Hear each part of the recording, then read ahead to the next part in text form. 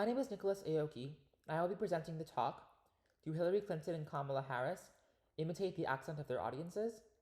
Analysis and Interpretation of Stylistic Variability. This study was submitted as a master's thesis at the University of Chicago under the mentorship of Professor Alan Yu. I am now a doctoral student at the University of California, Davis. First, I will show a short clip where a commentator claims that Clinton and Harris imitate accents. I don't feel no ways tired. I come too far from where I started from. Nobody told me that the road would be easy. Mahalia Jackson? An early Aretha? No. That was the gospel icon Hillary Clinton of Illinois back in 2007. You probably noticed, ruefully, that Hillary Clinton isn't around much this year. You might think that's because she's a turnoff to voters because she's inauthentic and unlikable. That'd be sexist, though, so check yourself. Besides, this weekend we learned the real reason for Hillary Clinton's absence. She's been busy training Kamala, or is it Kamala Harris, to overcome the fact she grew up in Canada and adopt a brand new identity. Kamala Harris has emerged anew, like a butterfly from a cocoon. That's right. The Kamala Harris that spent her adolescence in Montreal, in Quebec, is gone. In Florida on Saturday, Kamala revealed a new lived experience. Turns out she's a proud, lifelong resident of the Deep South here in the United States. Listen to her. We will tell them we were hanging out in a parking lot this particular Saturday afternoon with Kamala and all our friends. We will tell them how we organized and mobilized. We will tell them we emailed and we called folks and we texted until folks got tired of hearing from us, but we knew they'd get over it. It's a good thing being a phony isn't a crime, or she'd be doing 30 to life. But there's no going back now. This is who Kamala Harris is now. She's from the Deep South. These claims abound online and derive from sources on both sides of the political spectrum.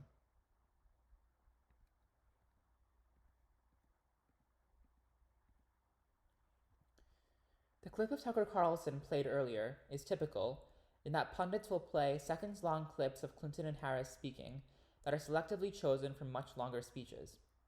Then, without stating which specific linguistic variables are being imitated, the commenters claim that an accent is being mimicked. In other words, there is a lack of clear evidence of imitation despite the claims in the meta-commentary. Therefore, we ask the following question. If a corpus of Clinton and Harris's speech is systematically analyzed, is there evidence that they imitate the accent of their audiences? To begin, I will discuss how this work is situated among past studies of stylistic variability. Then I will elaborate on how a Southern accent is analyzed and state a specific hypothesis. Previous scholars have argued that stylistic variability, or consistency of stylistic practice across and within speech events, may be socially meaningful. For example, D'Onofrio and Stecker analyzed the usage of released T and ing for Obama, Romney, and McCain across various campaign rallies, and they posited that the degree of variability may contribute to their image or persona construction. The purpose of this study is therefore not only to assess whether claims of accent imitation can be verified, but also to compare findings to past studies to discuss the social meaning of stylistic variability more broadly. As the meta-commentary primarily accuse Clinton and Harris of imitating Southern accents, we will examine their degree of alignment towards Southern accents at Southern campaign rallies. However, this begs the question of what is meant by a Southern accent. One issue with addressing claims about imitation is that sources often do not state what specific variables are being imitated. Given the diverse array of variables associated with Southern speech, this makes it difficult to select what variables to examine. In this study, we decided to look at I monophthongization and the pin-pen merger because of their general association with Southern speech and their strong social salience. Southern speech is characterized by a more monophthongized I and more merged pin and pen. If Clinton and Harris produce a more monophthongized I and more merged pin and pen in Southern contexts relative to non-Southern contexts, then this will be taken as evidence for an incorporation of Southern accent features when speaking with a Southern audience. I will next give a short overview of Clinton and Harris's biographies. Hillary Clinton was born near Chicago and moved to New England for college and law school. She moved to the South as the First Lady of Arkansas before becoming the First Lady of the United States. She served as a U.S. Senator representing New York before running as the Democratic presidential candidate in 2016. Kamala Harris was born in Oakland, California, and briefly attended high school in Canada. She attended Howard University in Washington, D.C., and had a nearly 30-year law career in California. She represented California as a senator, and in 2020, she became the vice presidential candidate.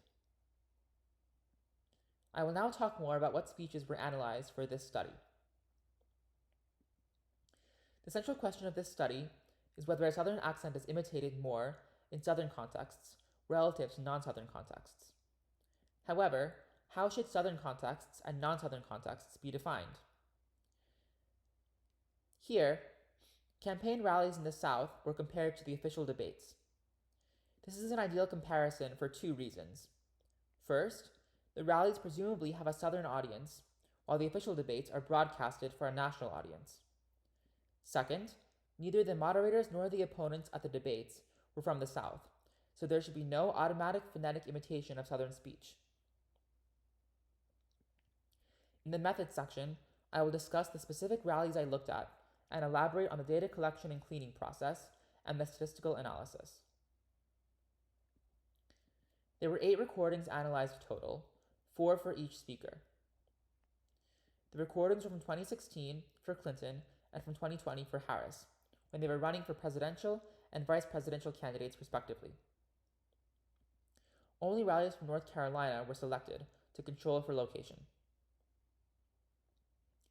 The sound files were downloaded from YouTube as MP4 files, then converted to M4A files in QuickTime Player, then to WAV files in iTunes. They were forced aligned via WebMouse Basic and manually corrected in Prot. Format information was obtained via Fave Extract. Tokens within function words and tokens preceded or followed by vowels and approximants were removed.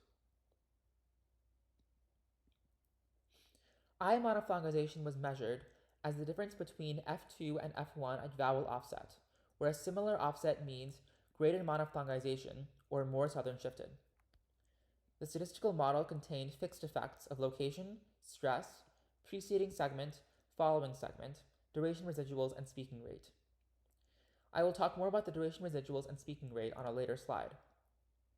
There was a random interceptive word and separate models for Clinton and Harris. For the pin-pen merger, F1 and F2 were modeled separately, where a greater pin F1 and a lower pin F2 indicates greater merger or more Southern shifted. The fixed effects were the same as the previous model, with additional predictors of vowel and a vowel location interaction. There was a random interceptive word and separate models for Clinton and Harris. To clarify the meaning of speaking rate and the duration residuals, the speaking rate was defined as the sum of the number of phones of the word containing the token, the preceding word, and the following word, divided by the total duration of the 3 words. If the preceding or following words were pauses, then the duration was coded as 0, and no phones were added. The duration residuals were residuals from a simple linear regression with word duration as the response variable and speaking rate as the predictor variable. The models abided by the assumptions of mixed effects models as demonstrated by the examination of diagnostic plots. I will now discuss the results for Clinton and Harris separately before moving on to a post hoc analysis and a summary. Looking at Clinton's I production across contexts, one can see that in North Carolina, her offset F2, F1 is much lower in North Carolina than at the debate. This is verified by statistical analysis. In this model, the response variable is the F2, F1 offset, where a lower offset indicates greater monophthongization. The location predictor is significantly negative, meaning that in North Carolina, Clinton is significantly more southern shifted. Moving on to Clinton's pin and pen vowels, one can observe that her vowels appear more merged in North Carolina on the right relative to the debate. This is also confirmed by the models. For the F1 model, a greater F1 of pin means that it is closer to pen. The vowel location interaction is significantly positive, meaning that in North Carolina, Clinton has a significantly higher F1 for pin and is therefore more southern shifted. For the F2 model, a lower F2 of pin means that it is closer to pen. The vowel location interaction is significantly negative, meaning that in North Carolina, Clinton has a significantly lower F2 for pin and is therefore more southern shifted. Relative to Clinton's degree of monophthongization, Harris displays much less of a difference across contexts. In the I monophthongization model, the location predictor is not significant, indicating a lack of change in I monophthongization in North Carolina relative to the debate.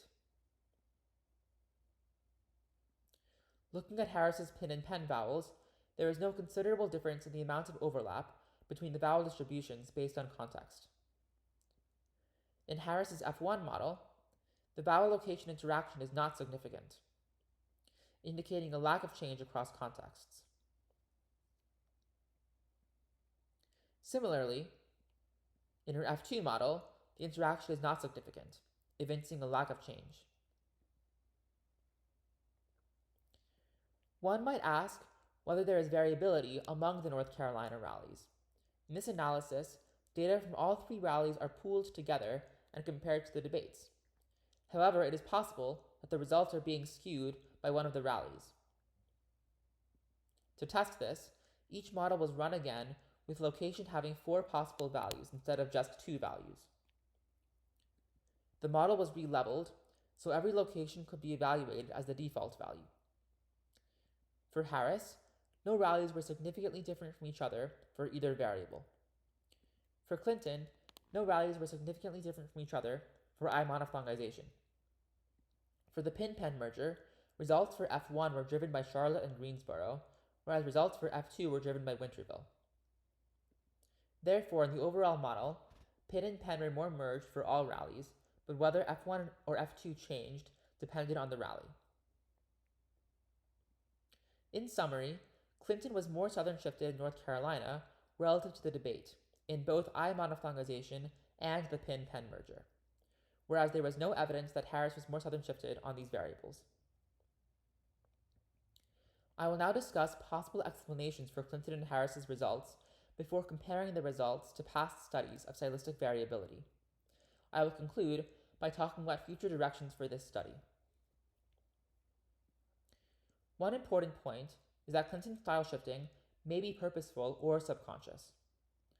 Although the sources in the meta-commentary often claim that Clinton imitates accents because of her political agenda, the data from this study cannot shed light about Clinton's awareness of her own speech. Clinton's results could be explained either from an audience design or speaker design perspective. According to audience design, intra-speaker linguistic variation is a response to inter-speaker variation, meaning that changes in a particular speaker's linguistic style can be accounted for by differences in the makeup of the audience. Clinton's style shifting can thus be accounted for by the different composition of her audience. When speaking to Southerners, she speaks with more Southern dialect features, which could be understood under communication accommodation theory as a means of decreasing social distance with potential voters. This is perhaps to be expected given her experience as a political figure in Arkansas. Speaker design, which views speakers as agentively constructing their identity through linguistic styles, may also be invoked to explain Clinton's behavior. Southern dialect features may also index positive traits like honesty and genuineness, meaning that Clinton may be attempting to construct a particular image or persona for herself. These potential interpretations are not mutually exclusive. Harris's lack of style shifting may also be socially meaningful. D'Onofrio and Stecker wrote that McCain's lack of stylistic variability may be interpreted as being independent and resistant to pandering. Given criticism about switching political views, Harris may be attempting to display ideological consistency for her audience. This is not to say that Harris is not style shifting at all. Perhaps Harris is style shifting on other variables not studied here. Moreover, she may be attempting to speak with more Southern accent features, but is doing so unsuccessfully. Johnstone, in her discussion about the imitation of a Southern accent by a Northerner, writes that people may not be fully aware about how to accurately imitate Southern speech. In conclusion, claims of accent imitation were verified for Clinton, but not for Harris. There are 2 points I would like to make. First, phonological evidence may not support claims made in the meta-commentary. Perception of speakers may be more determined by ideological position. In this case, predominantly conservative commentators may claim that Harris is imitating a Southern accent, without evidence for this. Second, interpretations may depend on prior opinions about the speaker. Whereas Obama was thought to demonstrate competence and relatability, Clinton is regarded as inauthentic. As Clinton is already perceived as less sincere than Obama, Clinton's stylistic variability may also be interpreted as insincere rather than competent or relatable. Other avenues for future research include the following. How do results compare for other locations, like the Northern Cities region? Can the results be replicated for other variables, like ing and t release, as in D'Onofrio's study? How does stylistic variability influence perception? Under what circumstances is a speaker judged to be relatable or insincere, and how does this relate to variables like gender or race? Thank you so much for listening. These are the works that I cited.